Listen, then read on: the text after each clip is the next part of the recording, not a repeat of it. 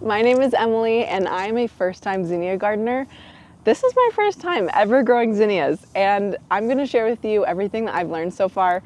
If I can do this, then you can grow zinnias too. So let's get started. So one of the first things I learned the hard way is that it is worth all of the time and all of the effort to properly prep your space, your beds, your garden, your whatever area you're using to grow your zinnias. It is worth every second to prepare it properly. Let me show you why. So this is my best zinnia bed right here. It is really full. The more zinnias you have, the less weeds you're gonna have. This one's doing really well also. This one's pretty full. I do have weeds in there, but like, let me show you what it looks like if you do not prep your bed properly. This one is mostly weeds, and it's so sad because when I designed my garden, I wanted all 4 beds to be as full as this one. I wanted them to be, you know, just absolutely colorful and full, but this is mostly covered by Bermuda grass. So our area that we had before was mostly weeds and grass, and we're working on our landscaping and all the things, and we had a lot of grass in this bed. And so we tilled it, we did everything, but we didn't dig up the grass like we should have. We tilled it, made sure that the ground was soft, kind of raked some of the debris out, and then started sprinkling my seeds. But what I should have done was I should have taken the time to really get rid of any seeds that were left behind from any grasses or weeds that were previously in that area. We have this really ghetto weed barrier path right now. If you go to our page, you'll see all the things we have going on. We have this down to kind of establish our path. I have lots of big plans for this area. It's gonna be great next year. But this year, I was battling weeds probably till like 11 p.m. at night. And I would just be out here with my headlamp at night trying to weed. And I was just I was failing miserably. I mean, they just really took over. So that's my tip. Number 1, to prep your space. It'll be worth it for you. So tip number 2 that I've learned is that the seeds do matter. I have planted Dollar Tree seeds. I've planted seeds from Walmart, and then I've also planted seeds from Amazon. Let me tell you what I've learned. The Dollar Tree seeds did come up, but they all came up very small. They didn't really carry the oomph I was wanting in my flower beds. But you know, you kind of get what you pay for there. Secondly, the Walmart brand that I used, a lot of people have seen it. I saw this everywhere, so I'm like, oh my gosh, I need some of those.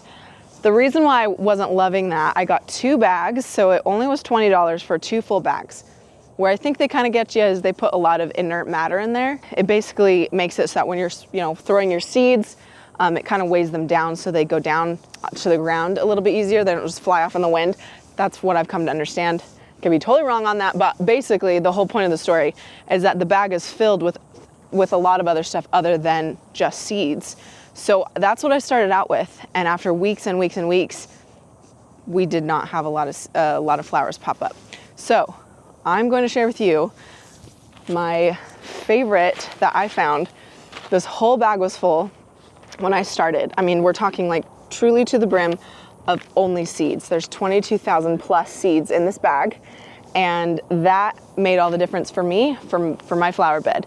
These are California Giants, so some of them are to my waist. As you can see, they're pretty big, they're a good size. And once I put these seeds down, my garden took off. The flowers took off, everything changed. So because I wanted a really, really full bed, I was putting down all of this inert matter that wasn't actually doing anything. I only had a handful of seeds mixed in. So for controlling my weeds and helping to have this many blooms, having as many seeds as possible in an area is what really helped me. There's a lot of different opinions on that, on you need to thin your zinnias. I didn't thin anything, and they're doing great. They love being next to each other, they support each other, and they're just like one big happy family. So tip number 3 that I've learned is it's really helpful to be a part of some kind of Facebook page or fellow family zinnia group, because I learned a lot of things before having to troubleshoot with those problems. For instance, if you water zinnias from up top, they will most likely mildew and have a lot of powdery, mildewy residue on there. But because I knew that ahead of time, learning from others on this Facebook page, I knew to avoid that. And we have a drip line system going all the way through all of our beds. So I was able to avoid that issue right off the bat. So this is our drip line system right here. We have these little drippers going all through our beds, quite a few of them. So they get nice and soaked every morning and every night.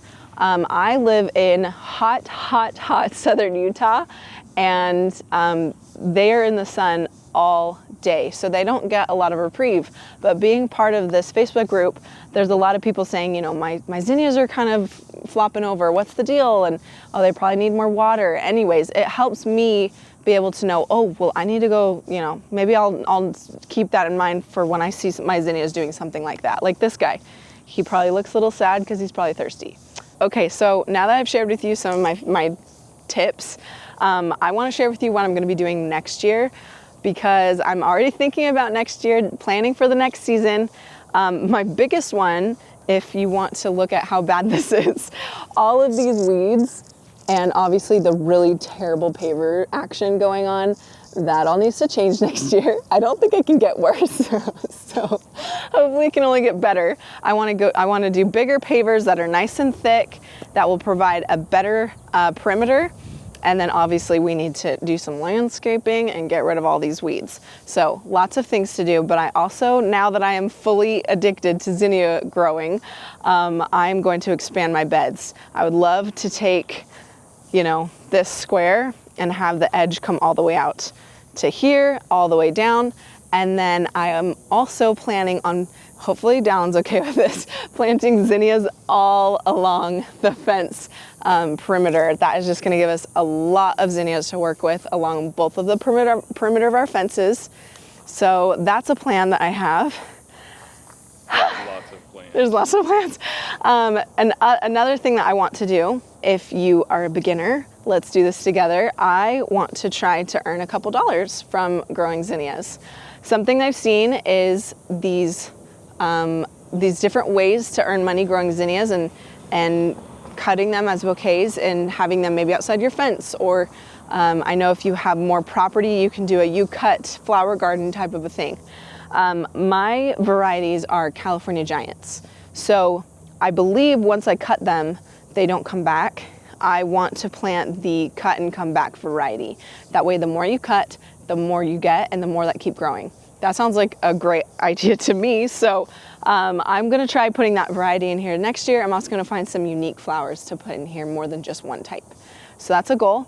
My last goal is to focus on expanding my zinnias, but also my sunflowers. I grew sunflowers this year for the first time, and it went well, but I already know what I want to do differently. My goal is to have as many flowers as possible next year, so let's see how that goes. But thank you so much for watching. I hope you learned something, and we'll see you in the next video.